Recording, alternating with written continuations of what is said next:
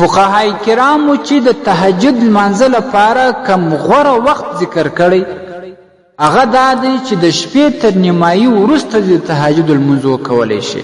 شارکوونکې اداره عبرتناکه کیسې او حدیثونه، یعنی چې کله شپه نیمایي ته ورسېږي د هغه وروسته دې د تهجد لمونځ وکړي.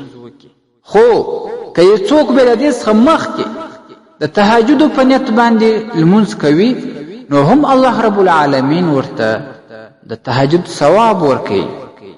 او دلته اوس یوه مسله یاد وساتئ، هغه ځوانان چې هغه د شپې تر ډیره کار کوي یا په خارجي مملکتونو کې دي یا په یو بل شي باندې څوک مشغوله وي، نو هغه د شپې تر نیمۍ پورې کار وکړي لیکن اوده نسي، نو هغه هم د تهجد لمونځ کولی شي.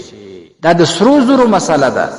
په دې خاطر ډیری ځوانان داسې چې هغه وایي خوب مو نه کړی نو د تهجد لمونځ صحت نه لري. نو صحیح مسله دا ده چې خوب د تهجد لمانځه لپاره شرط نه دی.